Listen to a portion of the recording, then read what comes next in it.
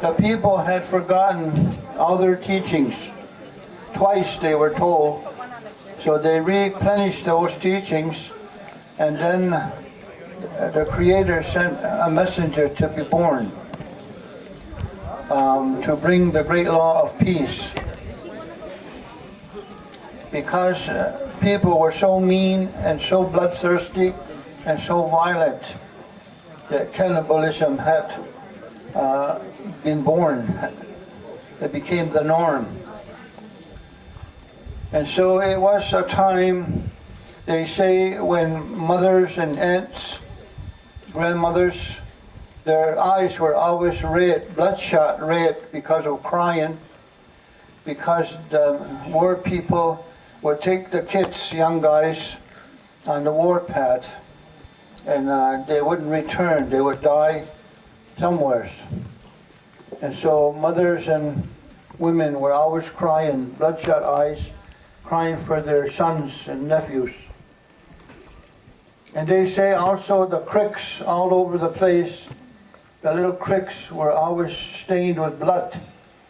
That's how much fighting had been occurring all over the place. So the Creator was very sad because the people had abandoned their teachings of how to be a good human being. And so once again the Creator, they say, gathered those four sacred beings, and he said, one of you are going to be born over there to bring peace and to remind them how to be human beings, as I had told them before. But because everything is so fierce and bloody and so much war, that what I taught them before isn't enough. We have to add it on, what we call the great law of peace. And so, one of those four sacred beings was chosen and started to be born. And amongst the Huron people, Huron lived next to Kingston, Kingston, Ontario, and also next to Toronto. That's where the Huron people lived over there. Huron and Mohawks or Seneca, Cayuga people, for some reason, I don't know what happened between the Huron and the other Iroquois people, because Huron are Iroquois too. They speak a language almost the same exact as a Mohawk speaks. That's what my uncles told me and my grandfathers told me, that the Hurons talk just like a Mohawk. We can talk together real easy. That actually they're like a real Mohawk people. But something happened long ago where you couldn't put a Huron and a Mohawk or a Seneca together in a room. One of them's going to be dead within a few minutes. That's how much they didn't get along.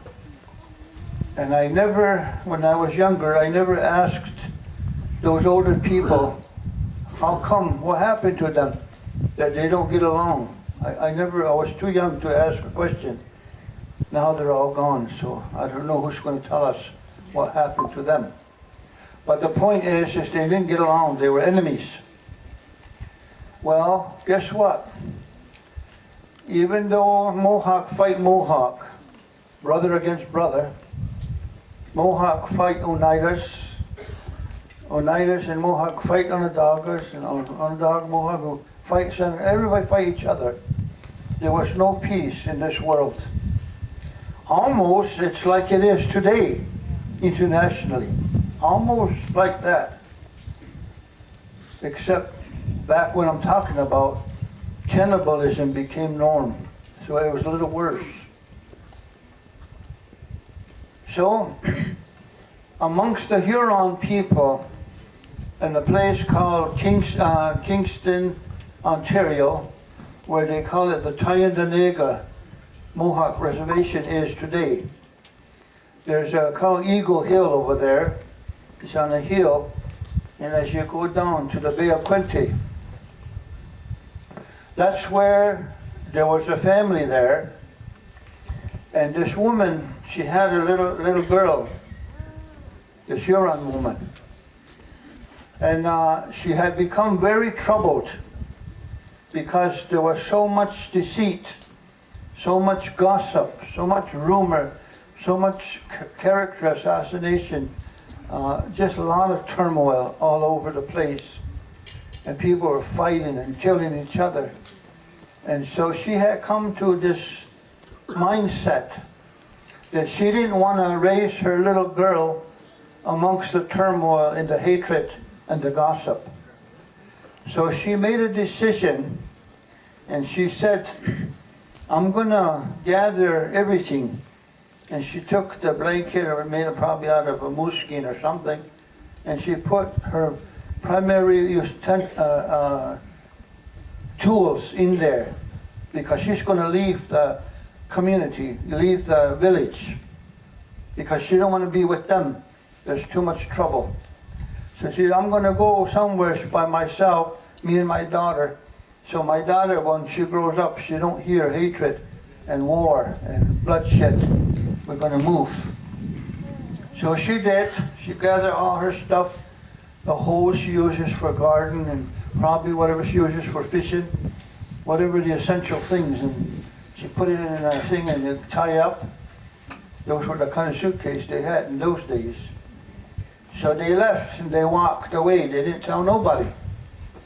And they walked and walked, and they walked to the Eagle Hill in Cayuga, present-day Cayuga, on a hill in the woods. Just below the hill is the Bay of Quinte. And so her and her daughter lived there. And they don't see nobody for many years. And she raised her little daughter to become a woman over there. Just her and her daughter. And so she hunt just like a man, deer. Catch muskrat or beavers just like the men do. Because she has to feed her daughter and herself. She built her own lodge up there and everything. No other people there. Well, she made a conscious decision. She wanted to live in a world of peace with her daughter. That's why she ran away and isolated herself. So the Creator knows this, what she did. And He noticed. So the Creator chose that woman's daughter by a mysterious way. Without a man, she became pregnant, that daughter. And when she became pregnant, she don't know nothing about man, this girl. But all of a sudden, when you get pregnant, 1 month you get a little big, another month bigger and bigger, 9 months, big, ready to give birth. But the mother doesn't know her daughter is pregnant, and she didn't even really know either, because she don't know nothing about men. Creator's the one chose her to be the woman that will give birth to this Messiah of peace. We call him the Peacemaker. He has another name that we were told, but we're not supposed to say that name just over coffee or over tea, because that name is supposed to be held only when there's a ceremony, only when they raise new leaders, they're going to say that name. Or if your old people are talking to their kids, they can tell their kids that name only once or twice, but not to repeat much. Because there's a prophecy coming that someday there might only be 3 left. But they don't know if it was 3 people, 3 clan, or 3 nations. But they always say 3 left that still believes, real believes. And on that time, when the world gets real bad, if there's only 3 left, whatever that 3 means, they're going to go into the woods, big woods, like what the American people call virgin forest, something like that. And they'll take a tree, a maple tree, because it's the chief of the tree, And some old people said because it was hit with lightning. And that's the one you take it with you over there to the woods, that 3 people, and they will make a sacred fire. And some people says it's a little boy, if you can find a little boy that's fluent in our language, to burn the tobacco. Some people says that. There's different variations of it. And so, and they will then, at that time, when they make a sacred fire, in the big woods, and you will cry my name 3 times, the name of the peacemaker, and I will return. I'm going to come back when the trouble happens. And that's why our old people told us not to say the peacemaker's name just over a conversation, only special occasion, because I think in English they call that cry wolf. If you keep saying his name, when that time comes when you really need him, he won't know that it's the serious. That's what it means, cry wolf. So that's why we're not to say that name all the time, because it's too sacred. Only when we really need, that's when I'm going to do it. But that's at the end of the story, see. But I just wanted to give you a little bit, because the time, we're not going to run out of time. So anyway, now, because this woman had a conscious decision to desire peace, that's why the Creator chose that family for that peace prophet to be born there, because she already opened the door through her own mind. So she became, pretty soon, she got bigger, and all of a sudden her mother noticed that she's getting big. And she don't know. And so one day, one of my uncles said she was standing at the door of the lodge, and her belly's getting bigger. And so the mother pulled her garment, and now you can see she's pregnant. And the mother was so upset because her daughter's pregnant, and there's no man around, or was there a man around, and she's keeping a secret, the daughter. And she told her daughter, I want you to tell me who's the father of this baby you're carrying. And the daughter said to her mother, I don't know no man.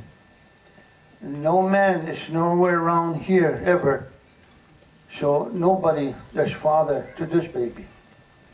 Because she don't know. But her mother didn't believe her. Just like you won't believe it either. Because who's going to get pregnant if there's no men around? Hen can't have baby if there's another rooster.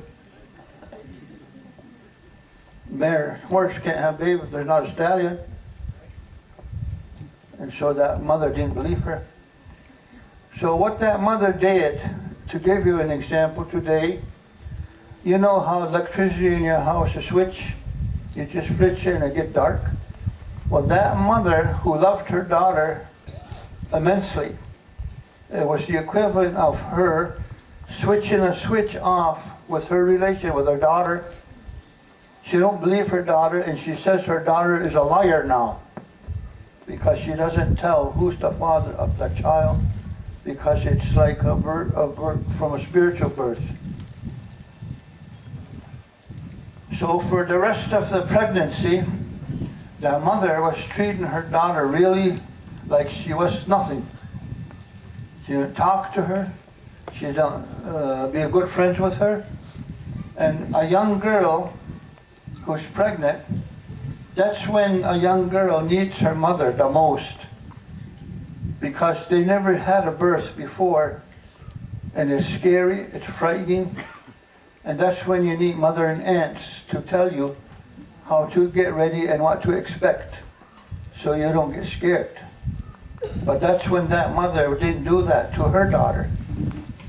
So finally, 9 months goes by, and even if you aren't taught, when a baby's going to get born, that baby's going to get born. They'll teach you how to do it, even if you don't know how. And that's what happened to her. And so finally, and that girl, that Huron girl, was heartbroken because she loved her mother so much, and for her mother to turn her back on her when she needed her the most. So finally, that young girl did give birth upon 9 months by herself. And as she lay there, the little baby was a black, a lot of hair. That's how Ea babies are born. Lots of black hair, just full. They need haircut right as soon as they're born. And that baby, nice little baby boy. And so that vision came to her that when that baby's born, the Creator told through vision what that baby's what the name of that baby will be. Well, today we just say Peacemaker, and we won't say that name. And so you know what the grandmother did? She's grandma now. She went over there, and she go to where her mother was laying on a bearskin, like a mattress made out of bearskin fur. And baby was bundled up, and she gave birth all by herself, that girl, her daughter. And she went over there, and she then looked at it, disgusted as me, because she don't want that grandson. Because she got no father, she thinks it's a witchcraft or evil that has caused this birth. So she went down over there to the river, Bay of Quinte, and she dug a hole in the ice. And the ice was thick, hole about the big. Then she went back up the hill to her daughter at the lodge, and she grabbed the baby away from her mother and took that baby, brand new baby. And she went down there where she made a hole in the ice, and she put the baby under the ice in the river, and she used a long stick pole. She pushed it way under. She said, now this baby's got no father. Now nobody in the world will ever know this baby was ever born, and I will not get shamed. That was her thinking. So as she went back up, the mother, to the top of the hill where the lodge was, before she entered the lodge, she heard a whimper of a baby. And as she walked into the lodge, there her daughter was laying with the baby nursing mother. And here she had just drowned that baby under the ice. And now the baby is nursing from the mother. She couldn't kill that baby. And she was shocked. This time she was convinced that it's evil or witchcraft is the father of that baby. That's why I can't kill it. She was mean to her daughter and her grandson. So the next one, she went into the woods where they lived, and she started to dig a hole in the ground. And when she finished digging a hole in the ground, she went back to her lodge on a hill, and she grabbed the baby away from her daughter again.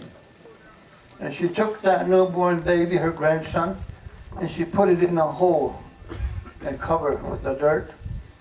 She buried her grandson alive. And then she proclaimed, nobody will know that this baby was born, and I won't have shame. And when she got back to the lodge, in her daughter's arms, nursing again, that baby was alive, nothing wrong. And she was scared again, shocked. How can this be? It defies, practical, logical thinking. But she still didn't give up, this old lady. The one who wants peace to do this. So this time she says, I know that even if people who practices witchcraft, no matter how strong their witchcraft is, the fire can outmaneuver it or outpower them. can destroy witchcraft. So the next thing she did, Grandma, she went out there and she gathered all the dry grasses and straw from the growth. And she took the fallen limbs that are dry, branches, and she made a big pile of dry kindling. And she lit that on fire until the fire was dancing flames, big one. And she went back up to her lodge and she took the baby away from the mother, struggled away from the mother. Then she took that baby and she went to where she made that fire, and there's dancing flames. And she put that baby on top of the flames. And she says, now I destroyed the witchcraft. It's got no father, how it got born. Must be evil. Fire will destroy. So she went back up to her lodge. This is the third time. She went into the lodge, and that little baby is sucking the mother, nursing. She couldn't do it. Couldn't kill that baby.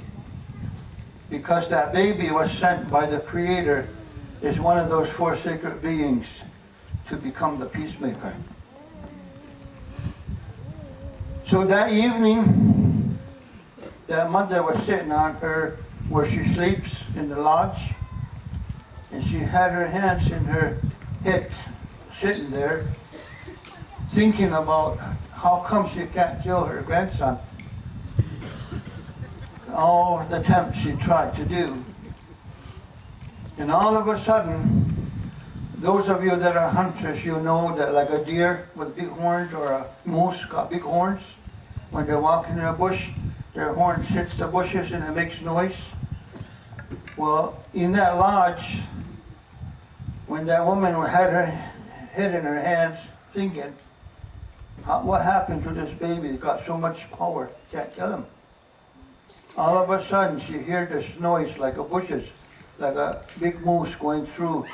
But when she looked up at the wall of her lodge, there was a man standing there that she never seen before. And this man was a very handsome man. They say it was Creator appeared to her.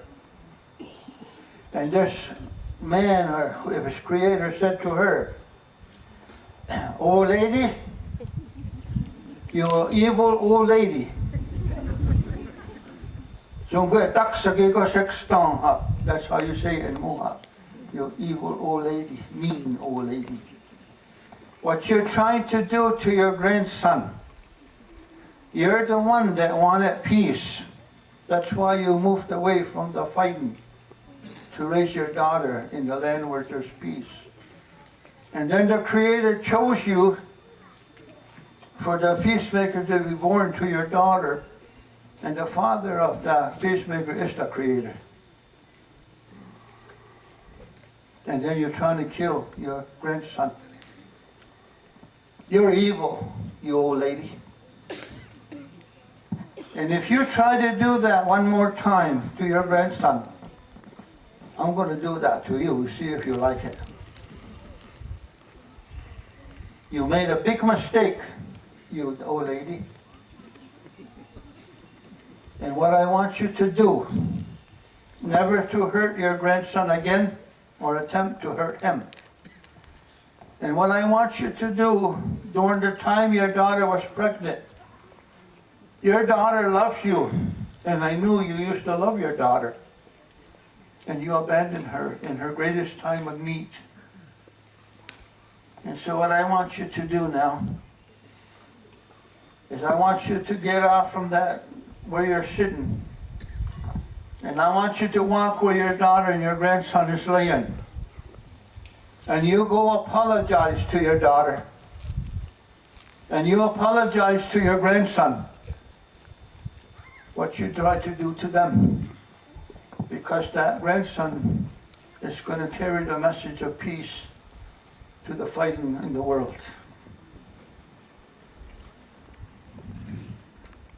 And so she sat there, and she, if you know Native people, especially our woman, their head is more stronger than the diamond rocks.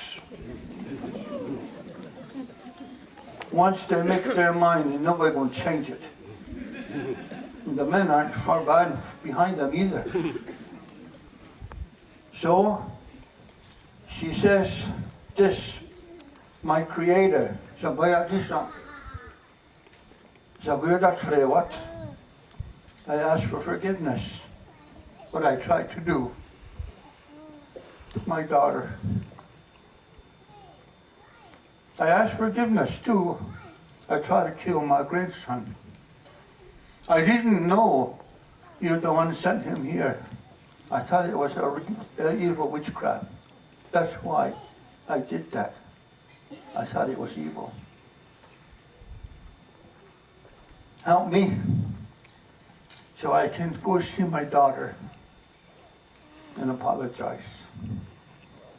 And the Creator gave her the power, the strength, and she lifted herself up from there, and she walked over where her daughter was laying with her baby in her arms, and she went down to hold the baby, and the mother hold the baby.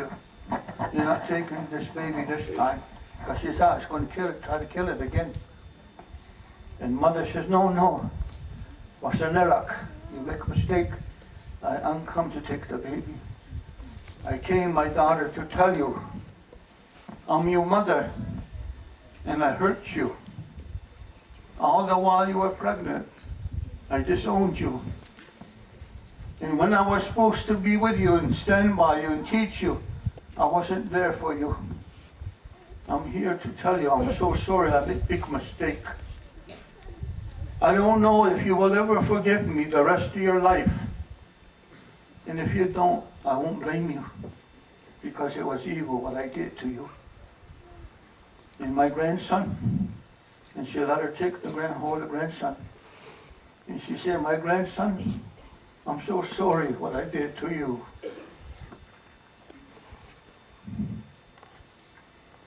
And I swear to you today, I pledge to you today, that I will never ever hurt you. Tomorrow, next day, forever. You're my grandson. I'm going to help you. I'm going to protect you. I'm going to make you grow. And she grabbed her daughter, her grandson, and she hugged them. And they all cried happiness. They're going to be a family now. And that was the beginning. The grandma started to love her grandson, real love him, and her daughter again. It was so nice. And this part of the story is when people make mistakes, there's supposed to be room for forgiveness. No matter what they do, you always got to make room for forgiveness. That's how people learn. When a baby starts to walk and he falls, he's got to get up and do again, get another chance till he can walk. The same thing with mistakes. We learn from mistakes, so we have to allow a room for that. That's the part in the Great Law, is talking about forgiveness.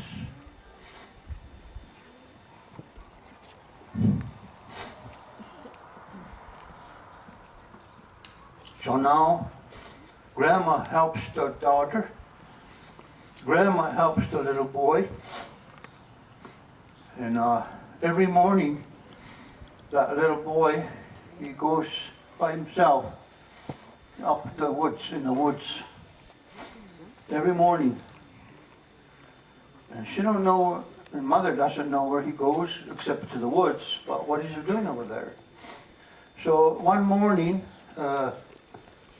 Grandma, she says after months of him doing this, even a couple of years going on, finally the curiosity got the best of her, and she says one morning, I'm going to get up earlier than him, and I'm going to stay way behind and follow, so he won't know I'm following him. because I'm nosy. I want to know where does he go and what does he do. So one morning she followed him. But him, he's like a magic guy, you know. You can't keep a secret from him. He knows everything. So she's pretending she's following him up the mountain, up the hill and in the woods. And when she got over there, she stand behind a tree looking at him. And he had a great big white granite stone, big one.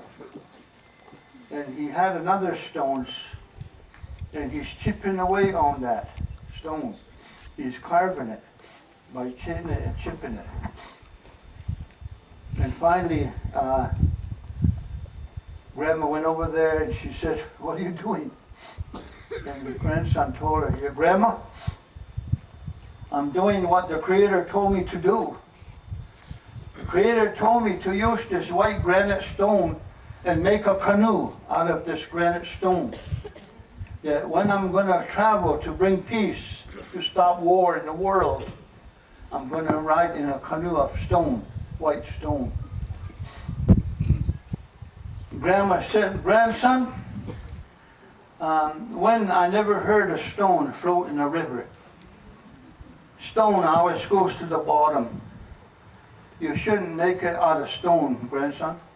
You should use the tree, elm tree, or birch bark tree, make canoe. Easier." Grandma, the Creator said, "I got to use this rock." So it took him years chipping away. And so she said, "When you finish that and you're going to go and put in the river, I'm going to stand there and watch you in your boat go to the bottom of the river. I will laugh at you." "Okay, Grandma." I wait that time. So every day for years, you chipping away on that white canoe made out of stone, granite stone. So finally now, the day came. He said, "Grandma, I finished that canoe out of stone. It's up there, and I got to bring it down there to the Bay of Quinte." He said, "Grandma and Ma," to his mother, "can you help me? Will you take it to the river?" And Grandma said, "Yeah, we'll help you because I want to see this." So they got sticks and poles and put it on the ground, and they roll it together down there. They put it on the river, and it didn't sink at all. And then this is what the Peacemaker says to them, Mother and Grandma. He said, "I got to travel now. I got to go. So I don't know if I'll ever see you again, because when I go, I got to start my work. No more bloodshed, no more war. There's going to be peace. And I got to go there. That means I got to go where the Mohawks live. The people of the flint stone. That's what they call Mohawk people. And those Mohawk people are one of the most fiercest most mean people. You just look at around and there's enough cause to kill you. It don't take much to get them mad. Yeah. And that's where I'm going to go. So he says, Grandma and my mother, I don't know if I ever see you again, because I don't know what's going to happen to me when I go to these places where they're so mean and ugly and killer cannibals. But, he said, Grandma and Ma, if you ever wonder when I'm gone and you don't see me if I was successful or not, he said, you see that tree over there? He says, when you wonder if I was successful or not, you go to that tree over there on that hill and you cut it or scratch it. And if blood comes out of there, you know I wasn't successful. But if you scratch that tree and sap comes out like it's supposed to, you know I'm okay. That's if you ever wonder about me. That's what you do. So, he had a paddle, and he got a canoe made out of granite, white solid granite, carved out as a canoe. And my uncles and the old people where I live said that he had a song that he sings. They call it a song for a paddling canoe. And his paddle, he's Scott. He sings that song and he goes like this. And it's just like a jet plane, that canoe go fast. Just one stroke, because it's spiritual. It's a spiritual thing. Lots of power. And it didn't sink. So he went across the bay and he got to the somewhere next to where Ganandagan is now, Ganandagan, Victor area. And over there was a woman, her name was Jabumsase. I'm not sure if she was a neutral Indian, or part Huron, or part Seneca, or part, I don't know who she was. They just say she was Jabumsase. She could have been part of a neutral, I'm not sure. But this woman lived on a road that goes from east to west, where the thruway is now. It's the same route that path was, because when the Americans came, they just followed the Indians' route to make the thruway. And this woman had her lodge there in the middle. So when warriors from the east goes west to fight and kill, they would stop there to meet her, and she was friends with them. She would cook food for them. They could live there, stay there, and then go on to the warpath. Or if they're there, and if an enemy comes where she lives, they're welcome too. And she cooked for them. But while they're there where she lives, my uncle said, that even though they're enemies outside of there, while they're there where she lives, they can't fight each other. Does that make sense? There was a neutrally place. And that was sort of the law. And there's funny stories about that woman. And some people says she entertains the men. That's how come they don't war her. She keeps them busy. There's connotation to that, but I don't know what your mind is going to think. But anything so they don't fight anyway. Huh? Yes. Okay.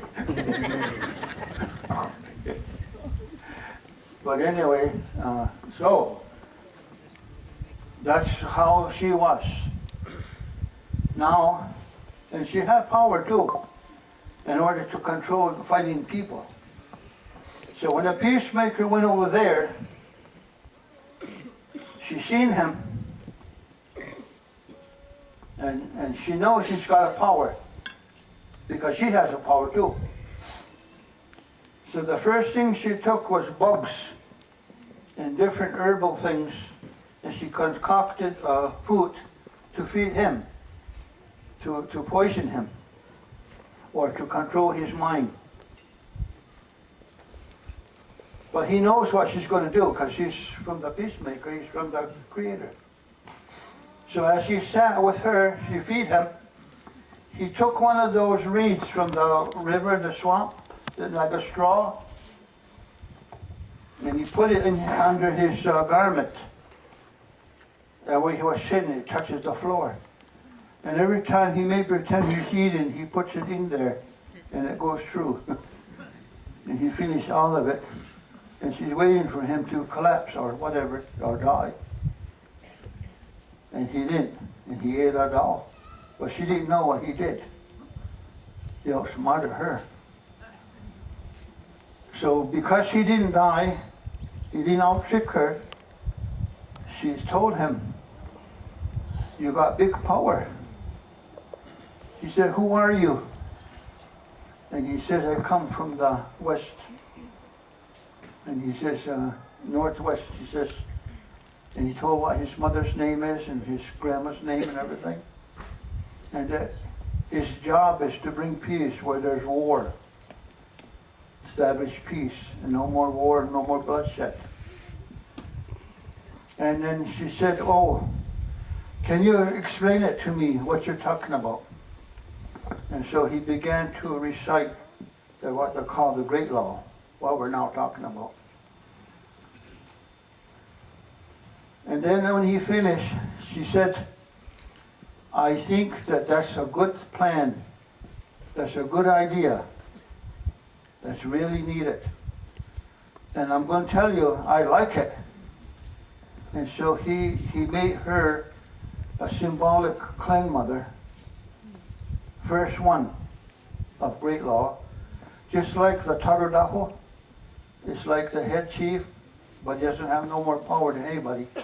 He's just a name, head chief. And that's what he did to her. He said there will be an honorary place forever because you're the first woman to accept and embrace the Great Law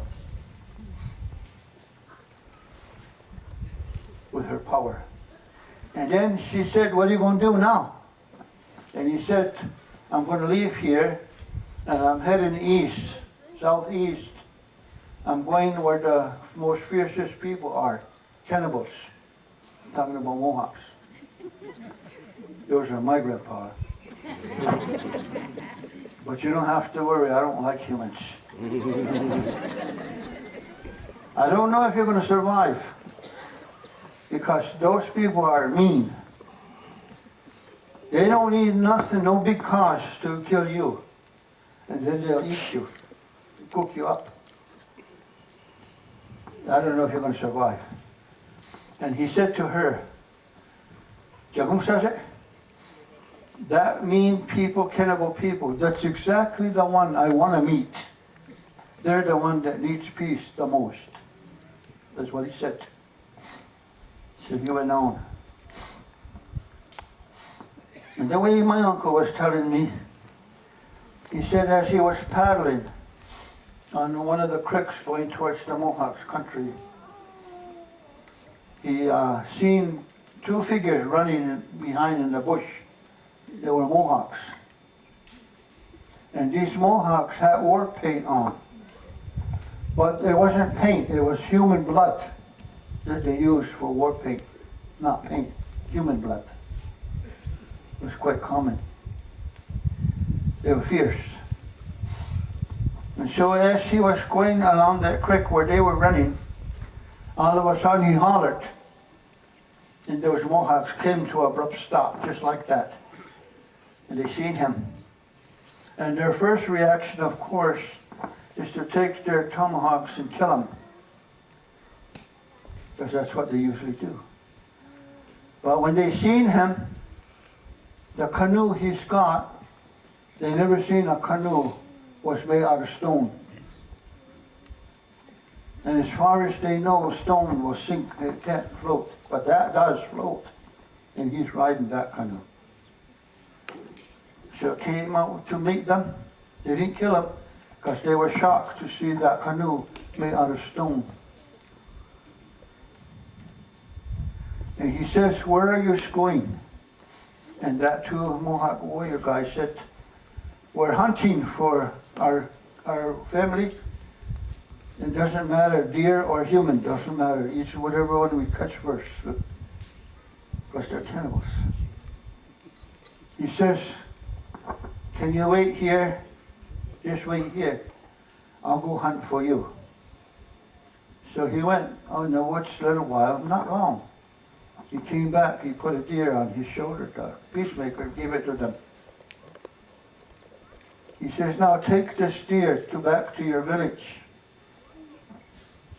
And when you get over there, tell them, I'm going to be coming there to meet with them. But I give you this deer and take the message that I'm coming over there to be waiting. I'm going to be there. So they did. They go fast. They went fast, and so the Peacemaker's going to them where the Mohawks live. So they got over there, Peacemaker got over there to Cohoes Falls, where Albany is, Troy, New York. And they call a place called Cohoes, where the falls is there. That falls is probably 100 foot down, cliff or solid rock. Still there today. And that's where the Mohawks had a village there. Because that's the boundary between the Mohegans and the Iroquois. It's in Albany, that's where the boundary is. So the Mohawk warrior people had a village there to protect against the Mohegans, not to attack the Haudenosaunee people. So that's their job, huh? It was a Turtle Clan village there, and different warriors from different clans, but primarily turtles were there. So when they got over there, the Peacemaker came there by the Cohoes of the river, and what he did, before he got to the village where the longhouses were, on the Cohoes, he camped a little tiny, like a sweat lodge, outside the village, which was customary. You can't go in any village. If you're traveling, you gotta camp outside and make a fire the next day with white smoke. And when the people in the village sees your white smoke, they'll send warriors to go get you, bring you into the village. If you try to go in, they'll kill you. So that's the way it used to be in those times of fighting and violence. And so that Peacemaker made a little sweat lodge there. It wasn't a sweat lodge, but a little where it could sleep.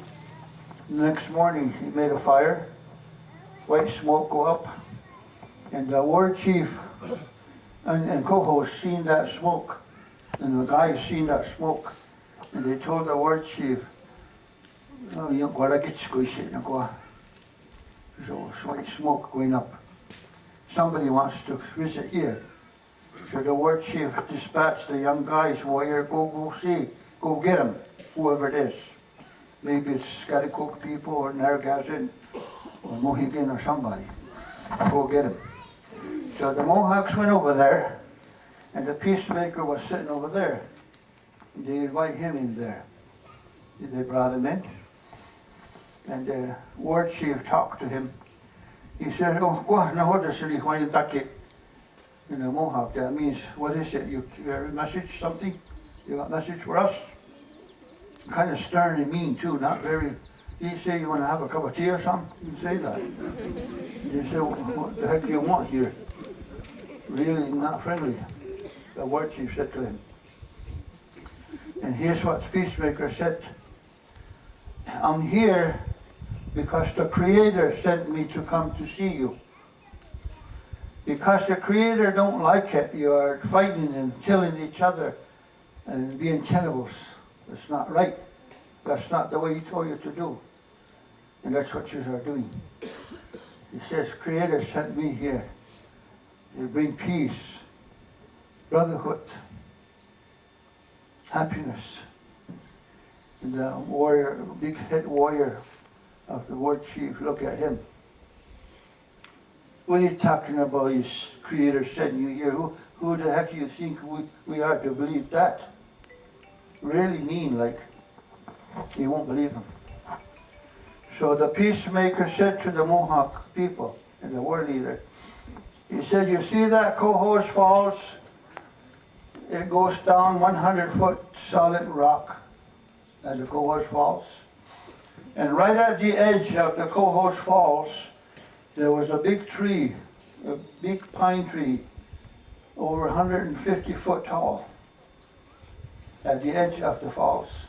Then you add the fall 100 foot plus the 150 foot up. And so the Peacemaker said to the war chief and the Mohawk, "I know you don't believe me, and I don't blame you either." Well, he said, "You see that tree right at the edge of the falls? I mean, right almost over the falls, at the edge."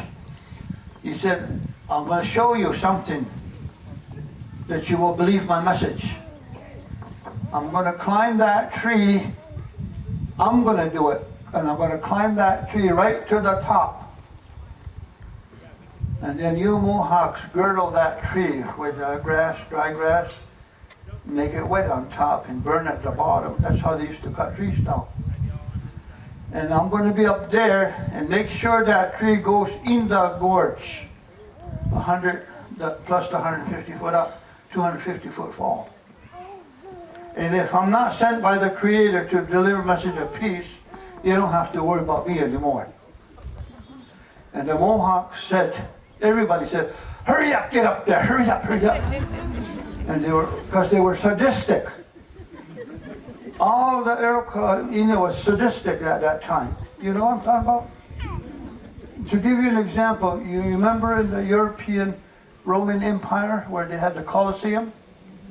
Where the aristocratic kings and queens and the high privileged people would go to the Colosseum and they'll take old men and old women and kids and put them in the Colosseum and let lions devour them, and they would holler with glee as they seen people get devoured by animals. They're sick. That's what they call sadistic. When you relish in joy to see pain and killing and misery. Well, the Mohawks, Senecas, Onondagas, Cayuga, we all became sadistic too, just like Europe. That's how come when they said, we'll cut the tree and you fall, they all said, hurry up, get up there. We want to see that. So he climbed up there and they girded up the tree.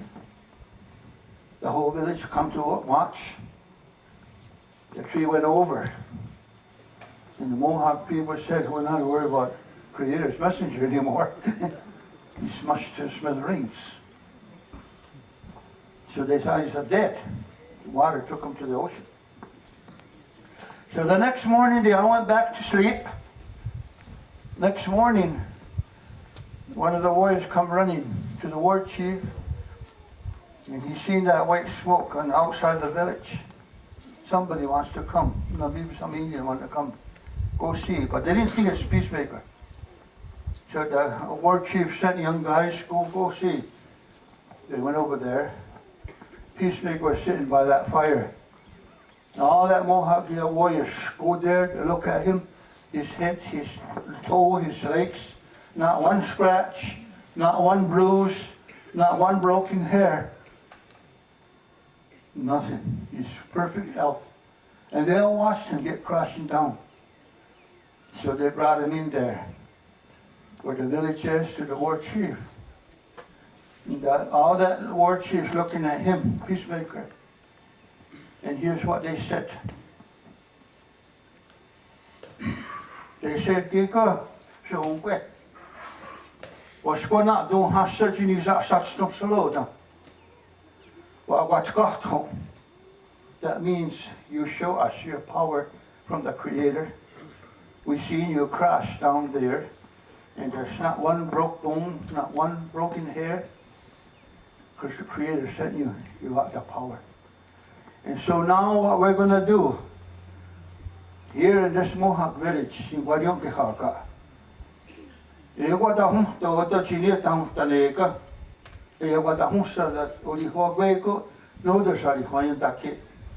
that means in English, the Mohawk chief, the big warrior man, said, we are now going to be like a rabbit, and we're going to put our ear way up, and we're going to listen to every message of peace that you bring from the Creator.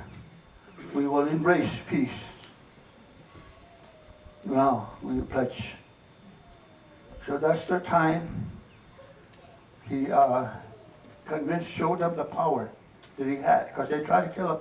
And not only did they try to kill him, his grandma tried to kill him when he was a baby. And each time they can't kill him, because Creators protect him.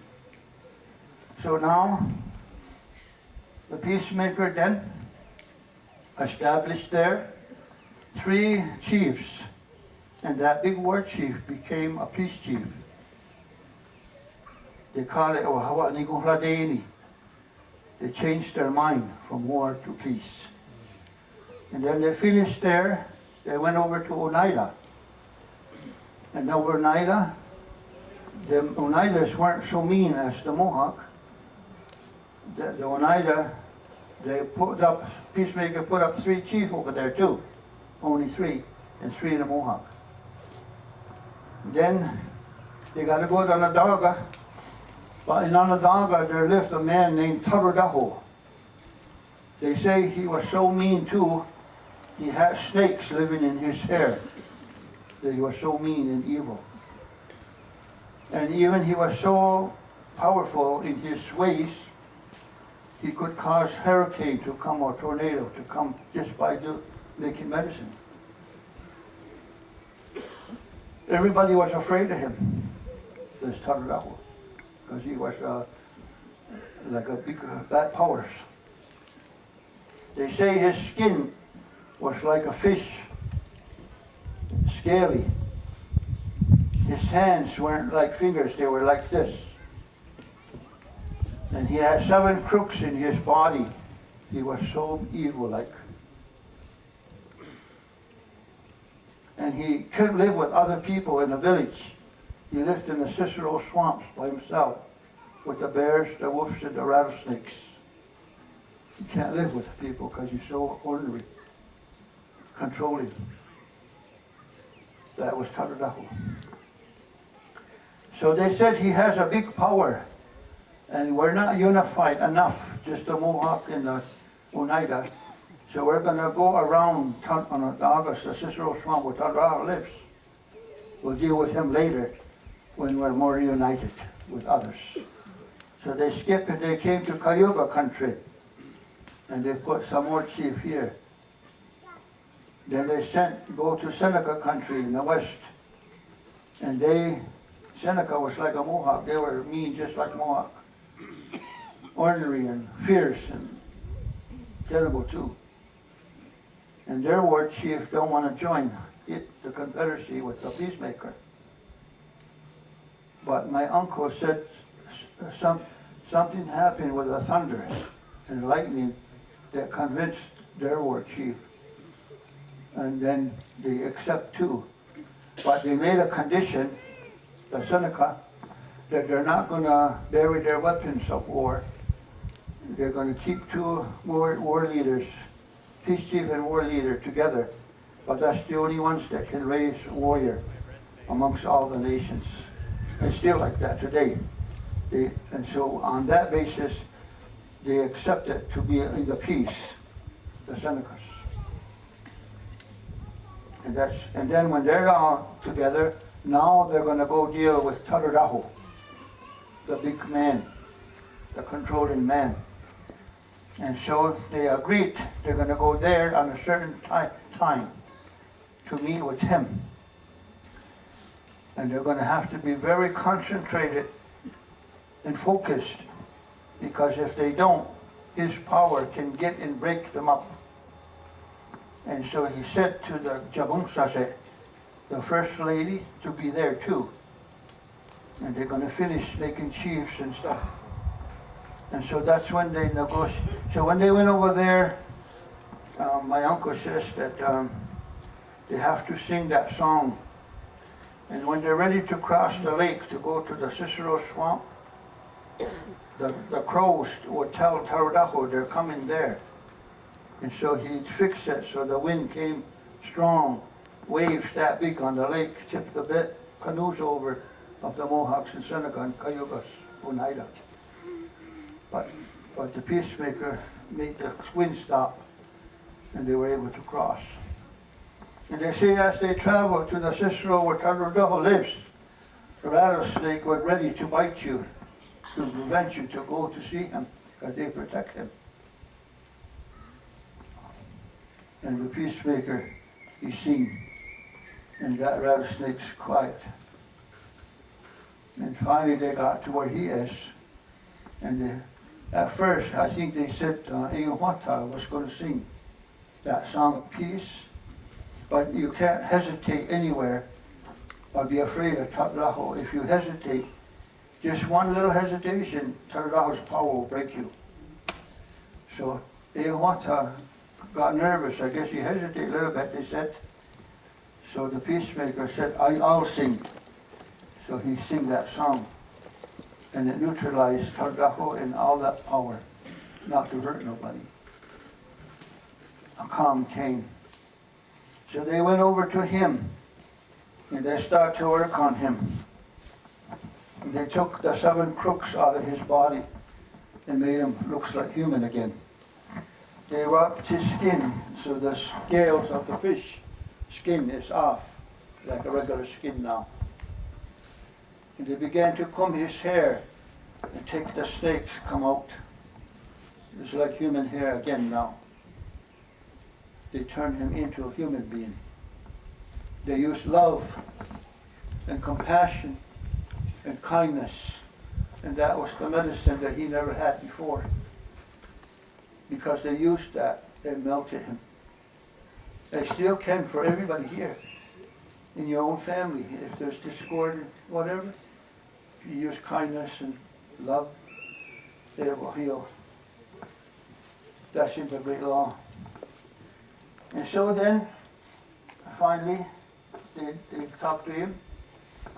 But you know, he's still a little ornery, even though they doctored him.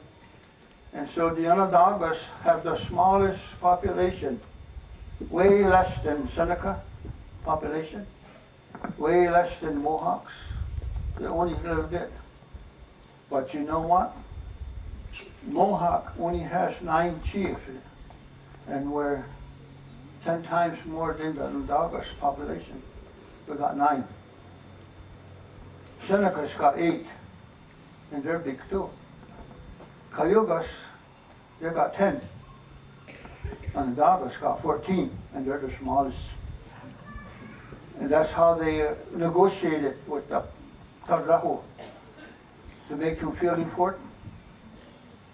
Onondaga's smallest group, but you'll have the most chiefs. And the reason why that worked is because the Confederacy of the Grand Council works not by majority or minority. It has to be consensus of all. So whether the Onondagas have 20 chiefs and we only have 1, if that 1 doesn't agree with them, it doesn't become law. So it says,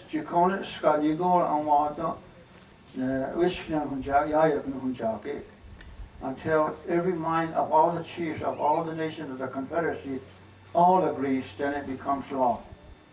And if you do it that way, you don't need no army and you don't need no police to enforce your law. But consensus takes time. But once you got it, you don't need an army because everybody follows it. And that's the essence of what the great law is. And in the great law, it's run, what do you call it? The head of it is a woman, grandmothers, matrilineal. They're the ones that, what you might call, initiate the council, initiate who's going to be leaders, initiate who's going to be fed keepers, is women, they initiate it. But it has to be approved by the men of that clan too. And even the children are consulted as well in that clan. So it's probably the truest democracy that can be found anywhere in the world if you follow it the way it's supposed to be.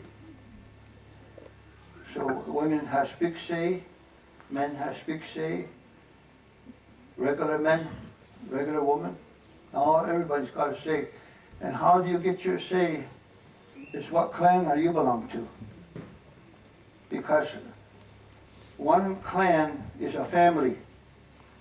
So that clan is one family. It don't mean a mother and her daughters.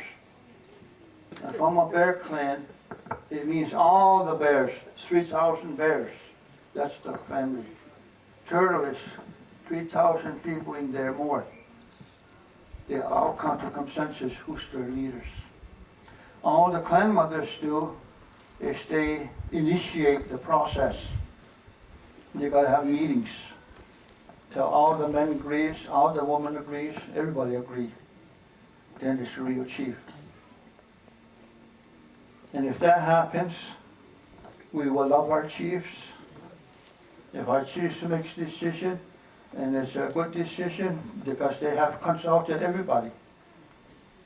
And if their decision comes where they got to make a stand, then all the people follow them. We will put our life on the line for our chiefs and our clan mothers. If they include us all the time, everything, then the nation will be strong.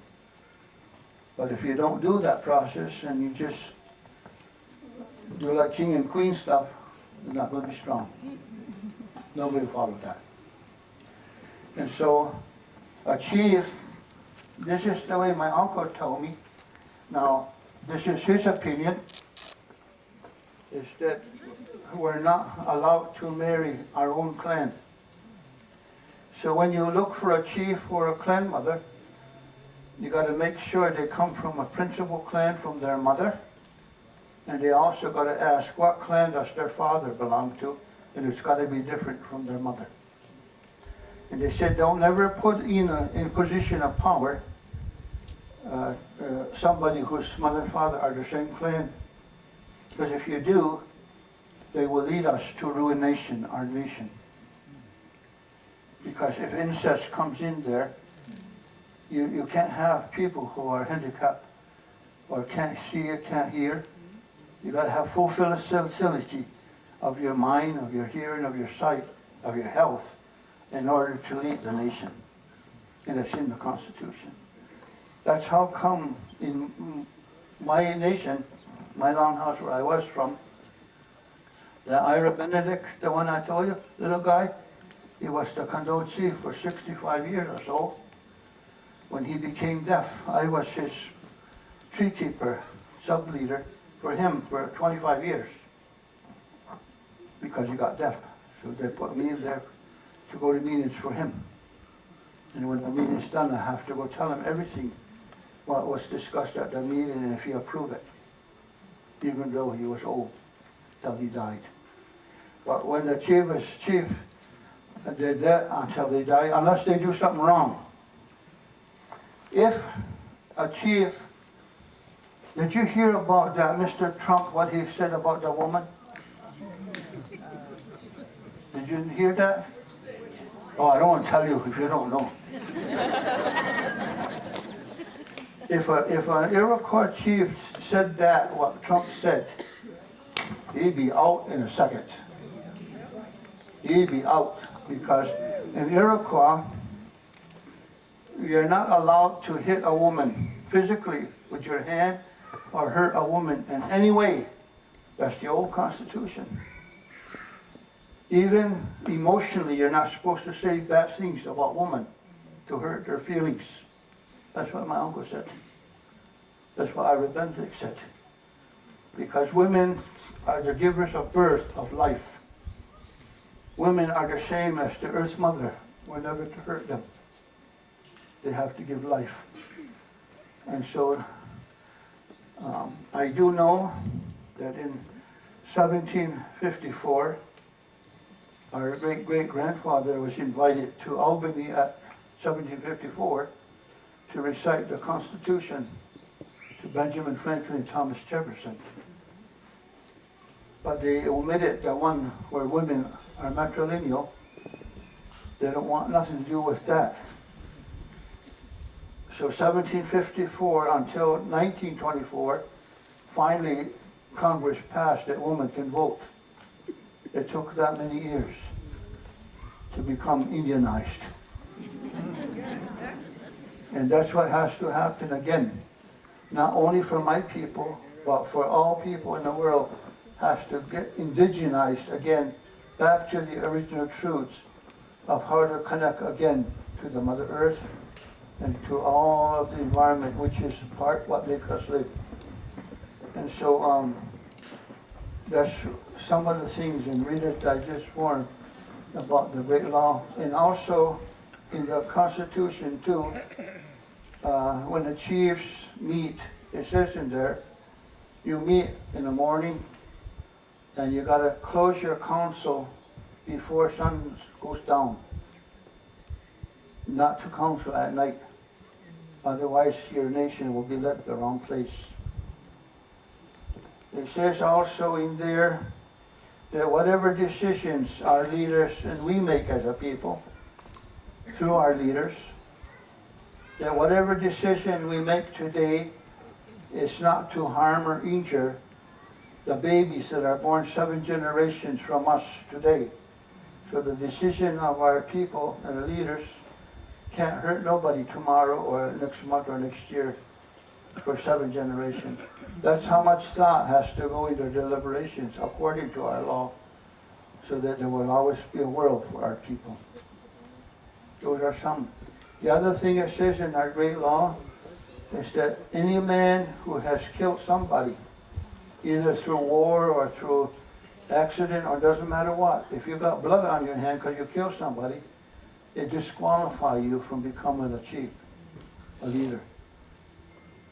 Anybody who's got blood on them, even if it's from a war, you can't become the leader of the nation. It only wants people of peace, not generals of war. And so, those are some of the things that have to be embraced and followed. And I was thinking too, that what our Confederacy leaders that's here today, or in this, all the different nations, they should really get together and ask for another meeting that Benjamin Franklin asked for in 1754, and remind them of how democracy is supposed to work. Maybe the truth in real life can come again, and real treaties can be made, and real brotherhoods can be made on truth, not lies or broken treaties. And so I'm not sure what the time is for that sun to do the things that they're going to do, the Grandma Moon and the sun. But that's some of the things that I've learned from our old leaders and grandma and uncles about the Great Law. Right now there was a request from Germany that the Confederacy sent a delegation of peace people to Ukraine and Russia to talk to them to stop the war. There was also a request sent to the Grand Council to send a delegation to Jerusalem and Palestine for them to stop the war, because that's what the Peacemaker wanted, world peace in the world. And so I want to thank the people here at the Sheriff Farm here in Cayuga for initiating this gathering. It could be a start to a movement that will bring peace in the whole world. So I'll say thank you very much. That's all.